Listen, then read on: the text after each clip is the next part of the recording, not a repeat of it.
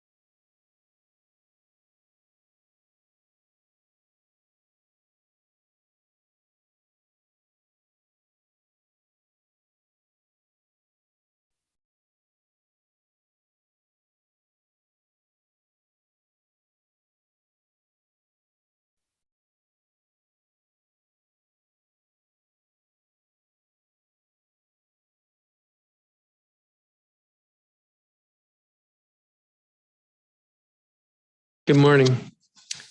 This is the press conference that I have before a legislative meeting. And tomorrow, April 5th, will be a legislative meeting, the 26th legislative meeting of council period 24. The council is in the midst of budget. The committees are having hearings. I think that today there are 2 or 3 committees with hearings. And so the council is very occupied with looking at the proposed budget for fiscal year 23, which begins this October 1st. I do want to note before going over tomorrow's agenda, on Friday, I made the appointments to the Tax Revision Commission. I made 5 appointments, and those 5, in addition to the 5 that the mayor had announced the week before, gives us to 10 members who will be on the Tax Revision Commission. I, of course, didn't bring the names with me, but if anybody asks, I'd be happy to discuss. I, as the chairman of the council, also named the chair of the Tax Revision Commission. And so I've designated Anthony Williams, the former mayor, to be the chair of the commission. He was one of the mayor's 5 appointments. So the commission is now ready to start work. And I plan to sit down with Mayor Williams soon to go over staffing and whatever support he needs from the council or from the executive so that the Tax Revision Commission can look at the city's tax code. Maybe I'll just speak to that for a moment. It's been 10 years since we last had a Tax Revision Commission, and that commission felt constrained that it had to be revenue neutral. And while that's a good thing, because it makes it more likely that we can implement its recommendations, it also could be limiting in some suggestions. When the council looked at reviving the Tax Revision Commission, we added to what had been in the law an emphasis to look at equity. We have arguably the most progressive income tax in the country, meaning that lower income individuals pay a lesser percentage of their income as income tax than wealthy individuals. That's considered progressivity in taxes. But overall, the tax burden is not progressive. That's the same as every jurisdiction across the country. And it's primarily because we have a sales tax.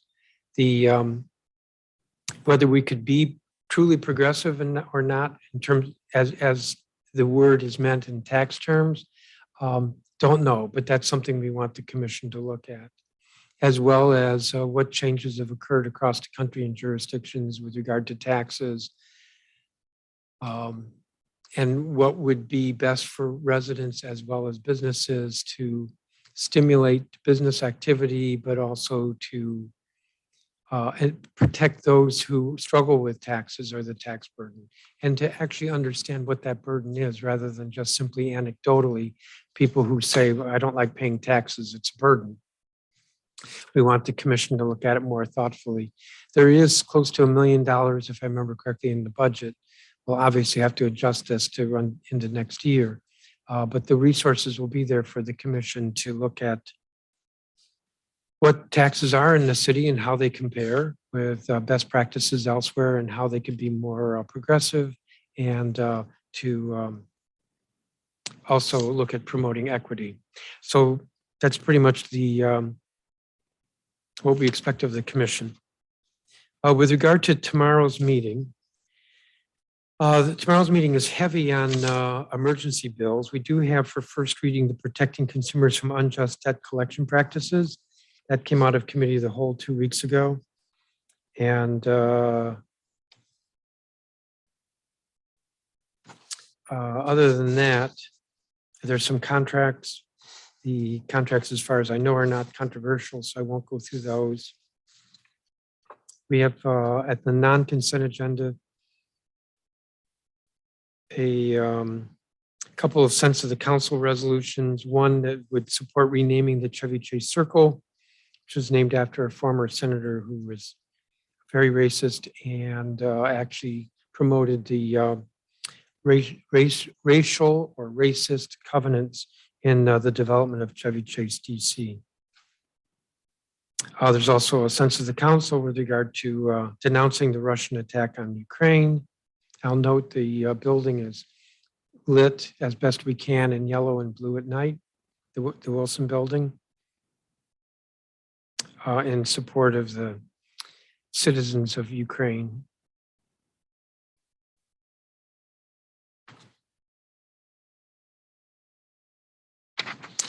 Turning to the emergencies, I'm not sure that many of them are noteworthy. I shouldn't put it that way. I'm not sure there's much controversy around them. I note that Councilmember Allen is renewing the Comprehensive Policing and Justice Reform legislation that's been passed on an emergency and temporary basis since June of 2020. And the permanent legislation will be coming out of his committee, I believe, after the budget.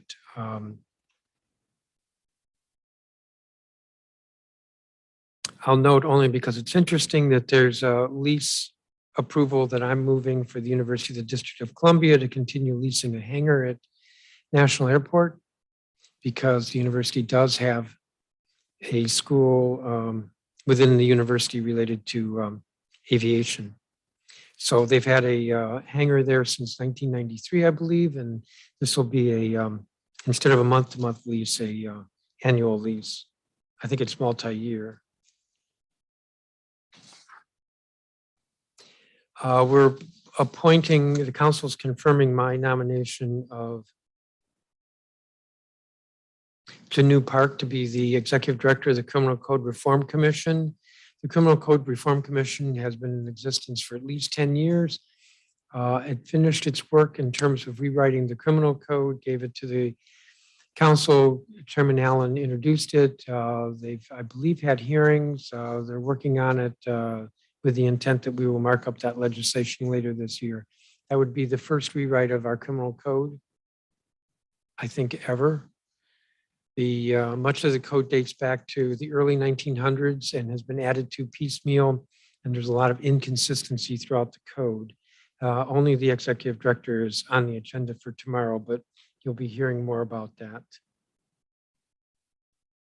At the request of the mayor, Councilmember Allen and I are moving a bill, Hotel Enhanced Cleaning and Notice of Service Disruption, which is meant to bring a little bit of stability to the hotel sector with regard to the staff in cleaning, to ensure that visitors who come to DC and stay in the hotels get the service that folks are used to with hotels, as well as that they'll be aware if there's any service disruption occurring. There's been some attention around that, which is why I mentioned it. The other emergency that will be getting more attention probably is the medical marijuana patient access supplemental extension and civil enforcement emergency. There's been quite a bit of email traffic on that. I just want to be clear for the record, there's nothing in the bill that is about criminal penalties, nothing. It's entirely in terms of enforcement, civil. The important part of the legislation is that it's making it easier for the legal medical marijuana businesses, which we are licensing, to be able to maintain their customer base. The legal shops have seen a substantial erosion of their business to the illegal market. And I want to be clear, this is not a gray market, it's an illegal market. And so besides continuing in place some provisions that we adopted last fall, the bill, the emergency allows for individuals 21 or older to self-certify as to the medical need. And that's probably the most significant change here with regard to the legal businesses.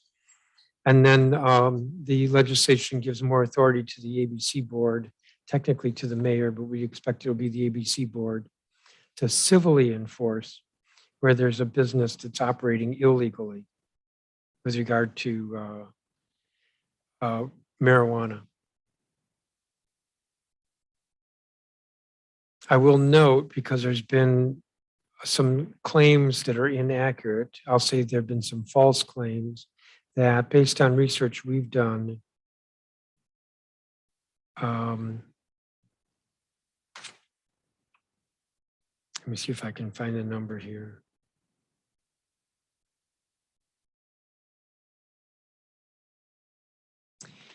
Of the illegal stores that we've been able to identify, if I remember correctly, a fourth of them, that's 25%, don't even have a license to operate a business in the city. And of the remaining 75%, roughly 2/3 are operated by non-DC residents, whereas the legal medical, 81% of those businesses are DC residents. I could put that more simply, that the illegal is not homegrown and the legal is substantially homegrown. Probably grown is the wrong term when I'm talking about ownership with cannabis, but I think that makes the point. So at any rate, the legislation is making it easier for the legal businesses to operate and to be profitable. The challenge with the legal cannabis markets is that a considerable amount of capital is necessary to open and run the businesses, and access to capital is a challenge. And then the operating margin is thin, in part because federal law is unfavorable in terms of tax treatment. And so these stores or businesses are barely breaking even, if they are breaking even, and then they're losing their customer base substantially due to the illegal market. And we're trying to protect the legal market in part so that we have a legal market when the Congress finally lifts its rider and we're able to broadly open the cannabis industry in the city. I'll leave it at that. And if there are questions on any issue, Mr. Ostemio. Well, now that you're mentioning about the cannabis stuff, so there's the two parts of the legislation. There's the civil enforcement, and then there's the kind of loosening on the who gets access to the medical side. I mean, you're going to allow people to self-certify if they're over 21. So why not throw open the medical marijuana system more broadly and just offer more licenses to dispensers and cultivators, and just say to these kind of the gifting shops, say, look, you're already in this space in subcapacity, some of you more seriously than others.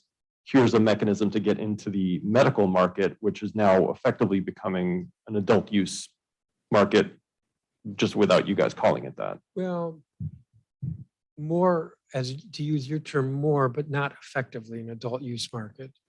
There's always going to be a difference between the medical sector and the purely recreational sector. Always going to be a difference. because the medical sector is oriented toward medical need, we want to have a greater assurance of quality. The consumers know that they have a safe product. There's going to be a greater variety because remember, this is medical needs, and folks who need cannabis for medical purposes may need it in different ways. There might be topical, or it might be something that they ingest as opposed to inhaling. It could be different emphasis on the chemical components. That's the medical side. So there's always going to be a difference. And so it doesn't work to say, well, a recreational user can just become a medical.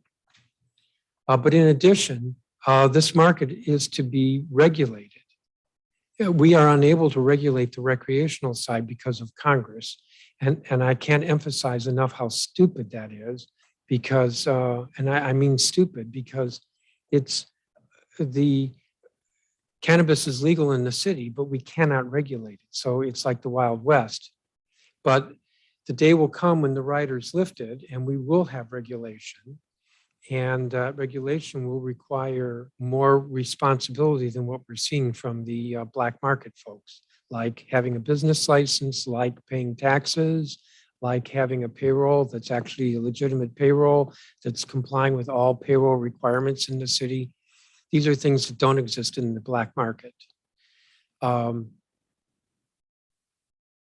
We also, with the recreational market, when we get to that day, because there's a bill pending, are going to be putting considerable emphasis on what I'll call equity, which is that we're providing some subsidy to locally owned businesses, particularly those businesses that are individuals who have been disadvantaged because of the legacy of racism or have been disadvantaged because of their involvement in the past. And the drug wars, when what are now legal drugs were illegal, well, we can't do that right now with the black market.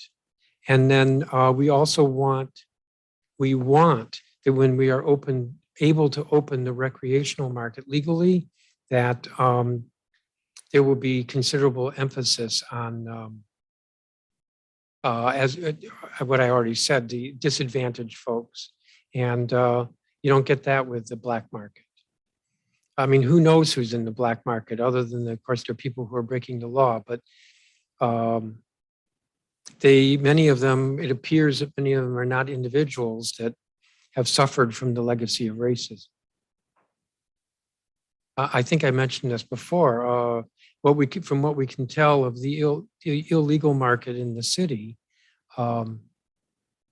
it's substantially non-resident. Those are not folks we want to help with when we are able to have a legal recreational market. So it's not as simple as just saying that, oh, just get just become medical. But if they want to, they can. And in fact, the ABC board has just issued several more licenses. And there's an irony there because we are trying to open up more legal dispensaries and they're being hurt by this illegal traffic. So I saw the image that you guys tweeted out last week and what you're just referencing about the makeup of who owns and who runs these gifting shops. How did you guys get that data? Do you literally just have people go into the shops and ask? Or because again, if some of these shops aren't even legitimately operating with business licenses, I'm assuming they're not filing residency papers with the city. Blaine on my staff has been researching this for several weeks or a couple of months. We got some data from the ABC board and then looked up their license with DCRA. That's why I can say that 25% of them aren't even licensed to do business in the city. I was talking to somebody from H Street, the H Street Main Street yesterday, who was telling me about businesses on H Street with the illegal cannabis with no business licenses, no certificate of occupancy. I mean, they're just illegal. And of course, I mean, this is information, or this is a datum that I got from the medical industry, but that there's $600 million in the black market. So of course they want to protect themselves. And they're going to say that they're I-71 compliant when that's false. I-71 did not even address businesses.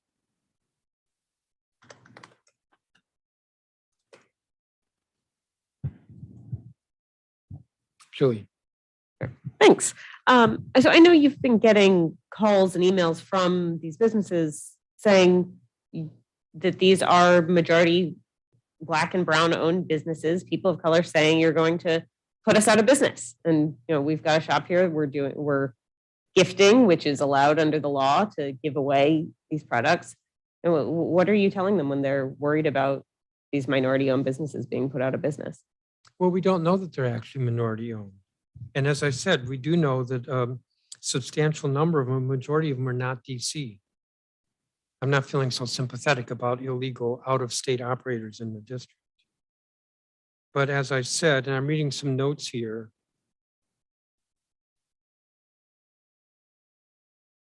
the so-called I-71 committee conducted a survey of its employees and said a majority of the workers are Black, but the same is true for the medical cannabis dispensary workers, that a majority are Black. We dug into the ownership of nearly 40 of the businesses. These are the ones we could identify. Remember, they're illegal. And where information is available, a majority are not Black owned. The vast majority of owners are not DC residents, have no ties to the district.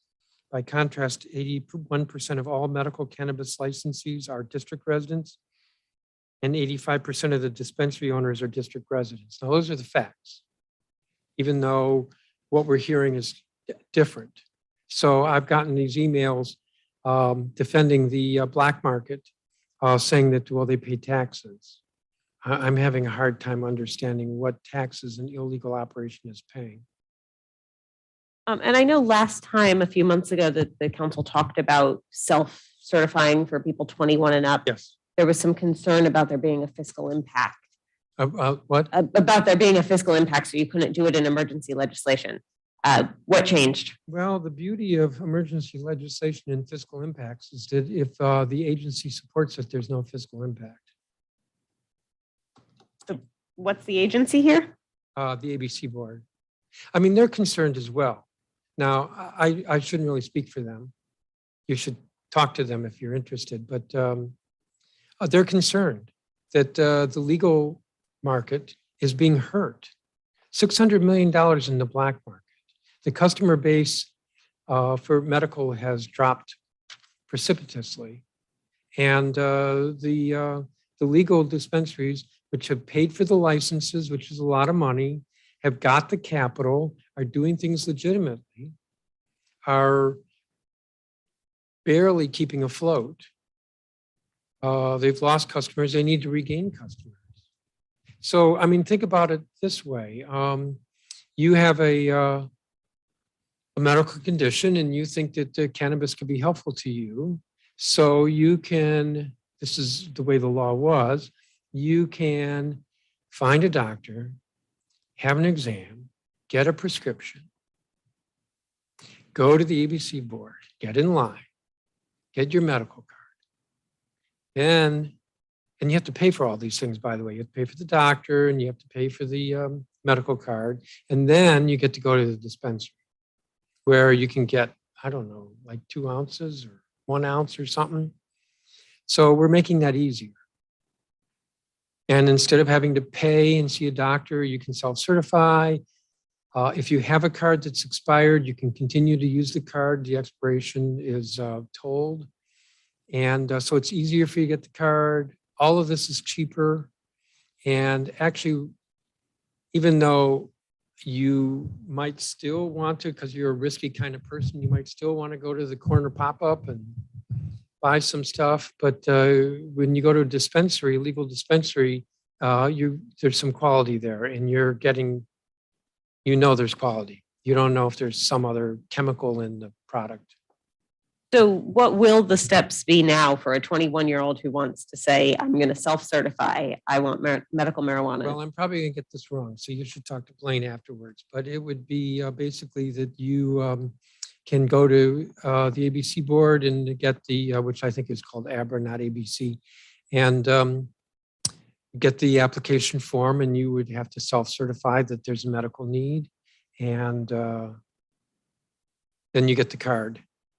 And there's another advantage to the card, which the black market doesn't have, and that is that you can then go to a dispensary in other states that recognize our card. So there are advantages, and we want to promote those and protect those advantages, but the disadvantage is the burden, the cost and the burden. And so we want to minimize that, and that's what this bill is doing. I mean, it's the policy of the district that cannabis is legal. Let's just keep that in mind as well. And the way the medical cannabis law was written in 2010, because I had a hand in it, was at the time, recreational cannabis was illegal. So we wanted to protect against illegal operators. Now the policy is that it's legal. So the goal has shifted, and we want to protect the medical because they are legal and because there will be a continuing need for them even after the rider's lifted.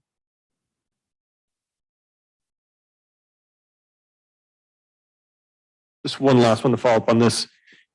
You know, the possibility is that Congress will not lift the rider this year.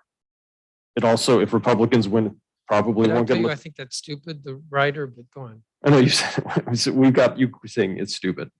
That could also mean that Republicans won't lift it over the next 2 years. We're talking about the possibility that you guys will not be able to advance legislation legalizing recreational sales for 2+ years, depending on circumstances. That could also mean that if this bill passes tomorrow, these shops would be not necessarily immediately shut down, but effectively at some point shut down. So the folks on this side will just argue, well, it's all you're going to do is push it back underground. This won't suddenly disappear. It'll just go back to people running this out of Airbnbs and hotel rooms and basement apartments and still doing what they did before, just in a more secretive way. But there's no other way that you guys can manage this kind of gray/black market so that it's not just either or? Well, first of all, let's be clear. The illegal businesses now are underground because they're breaking the law. Yeah, And but they're doing it out in the open. I mean, like you walk into a store, it's not, I mean, to an extent, like if I'm selling stolen goods, I'm not necessarily doing it out of a storefront that says like selling stolen goods, right? correct. You wouldn't have a sign that says selling stolen There goods, you but you might still be selling it inside Fair. the store. And so that's what's happening with the illegal cannabis, but they're not paying taxes. They don't have a license to do business. Many of them don't have a license at all or a certificate of occupancy. They're not paying taxes. They're completely unregulated. We have no idea what they're doing with their employees. If their employees are treated as employees. We don't know what kind of criminal activity is occurring around them. Because as you know, if you're running you wouldn't know this, if you're running an illegal business and you get robbed, what are you going to do? Are you going to go to the police and say, well, somebody stole my illegally gotten cash? So it's not a good picture, no matter how you splice it. And that's why I keep coming back to the congressional action that they tried to stop the initiative. They did it in a very ham-handed way because they didn't actually stop the initiative. They just simply stopped our ability to regulate what is a legal activity. And so I don't even know how to finish that sentence. All right, can I ask one question that's not related to the legislative session, only because I have to run because your counterpart in the executive scheduled a press conference roughly at the same time. Thank you. All right, good times. Technical folks would say she did that on purpose, but No, but she actually pushed it back. It was supposed to be at 11. She went to 11:30. So she's respecting the other branch of well, government. I actually don't think she would have done it on purpose, but I know some folks say that. I mean, you could have started at 10:32, but that's neither here nor there. The broader point. So one thing that has been brought up in the budget, I know that's been talked about and will be talked about moving forward, is this idea of hiring more police officers, getting MPD up to 4,000. I know you've been around long enough to know that that number has been thrown around since back in the Jack Evans days. I remember there was a hearing, I think it was back in 2011, where he had a bill that would have set minimum staffing at MPD at 4,000. The one thing I keep hearing from the other side is that there's no factual basis for this. Like no one's really actually looked at what MPD needs, how it uses the resources it currently has, and why it should suddenly get 4,000 and why 4,000 would magically make crime go down or homicides go down. So given your experience here that you were once a Judiciary Committee chair, you've probably seen these requests come through multiple times over the years. Why does MPD need 4,000 officers, and what's the value to having that number of officers in DC? Well, I don't know that MPD does need 4,000 officers, but the mayor's proposal with this budget actually increases the force by less than 50 as a net gain. We're not talking about 4,000 next year. And I actually think it's a distraction to talk about 4,000 because that's not in this budget. Public sentiment has changed considerably. And people are feeling unsafe in this city. And people want to see more law enforcement. They don't want to see inappropriate law enforcement. They don't want to see police as occupiers or abusers, but they want to see more law enforcement. The mayor's proposal, which, as I said, is a net gain, I want to say 35, but I'll just say under 50, I think is fair and is not fair, appropriate, not obnoxious. It's also not 4,000, which, as I said, I think is a distraction. So in effect, she's proposed, and you guys would, in theory, support a proposal that would make people feel safer, though not necessarily do anything Although I think there are other substantive. things that the city can and should be doing with regard to crime. Right. I think there needs to be more focus on closing cases, which is how we're deploying our police and what resources the police have. You know, it's interesting when you get one of these high profile crimes and then the ATF or the FBI comes in and works with MPD. And that case is solved. The guy who was murdering homeless folks got solved in a couple of days. Cases can be closed. And closing cases is the first and most important thing that can and should be done to reduce crime. Roughly 50% of homicides, first-degree homicides, are closed in the same year they occur. Roughly 25% of robberies, a very violent offense, are closed in a year, within the same year. I mean, those statistics are just way too low. And we know that a lot of crime is committed by repeat offenders. The person who robs once probably will rob a few more times if he hasn't robbed already a few times. Close the case. We need to be more, and the we here is the U.S. Attorney needs to be more aggressive about prosecuting quickly and getting a conviction. There's more, but those are, I would say, the top lines on what we can be doing. All right, last one, and then I got to run, unfortunately. Starting this Sunday, DCRA, in theory, would start enforcing its short-term rental law, like actually enforcing against folks who aren't registered. Obviously, you guys have heard complaints from people who say the registration system is it's too difficult to manage. There's problems with OTR, blah, blah, blah. Do you think DCR should stick to enforcing as of Sunday, or do you think they should push it back or kind of work with people to get them into compliance? I think they need to work with people. There are probably several factors that are contributing to the fact that so many hosts have not gotten licenses. But a big one is that they have to get a clean hand certificate, which they absolutely should have to get. But the backlog there is huge, and that's not their fault. I think the city needs to work with them. You know, the goal here is we made the decision on what the policy is. We want short-term rentals in the city. We want them to be in owner-occupied residences. And other than that, we want it to be as easy as possible to get a short-term rental license and to operate the business. Thank you. Can I clarify on the police reform bill that you said was passed in 2020 and up again as an emergency legislation? Is there any change in this year's version of that from the version that's passed in the I past? don't believe so. Okay, it's just the same bill as an emergency again. That's my understanding. You should probably double check with the committee, but we're sort of in a holding pattern, keeping the initiatives that we put in place until the permanent legislation comes out of committee. Okay. And I saw a bill on the agenda that I don't even think had a bill number that said direct cash assistance. What is that? It's something.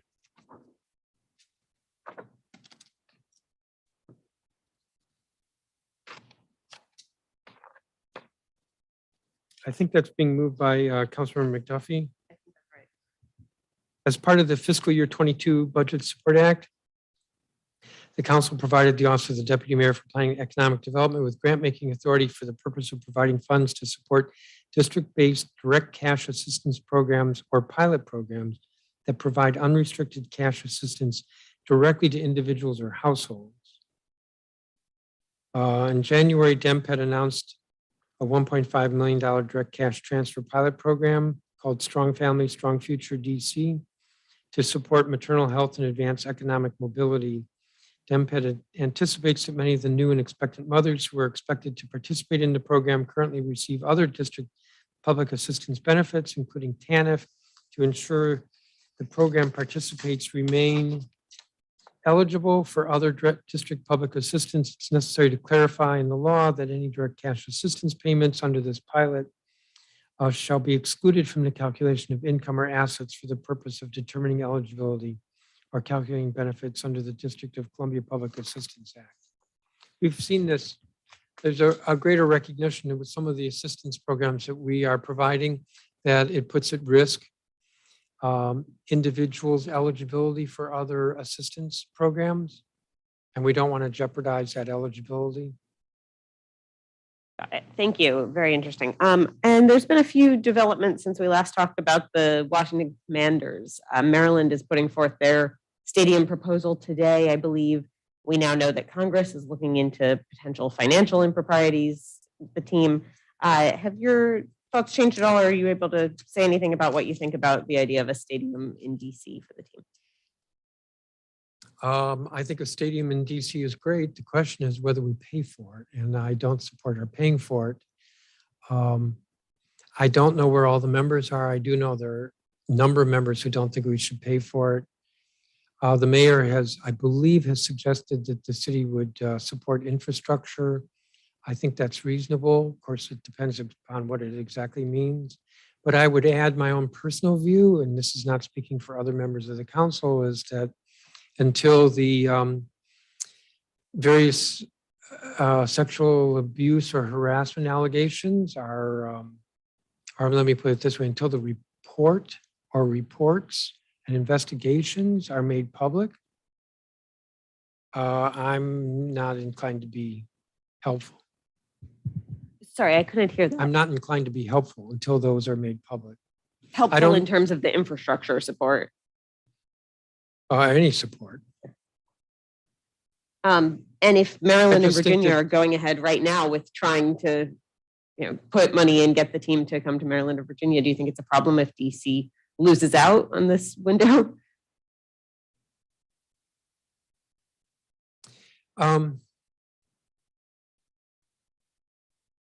The Washington team is the Washington team. The Washington team ought to be in Washington. But if it's not in Washington, it's still the Washington team.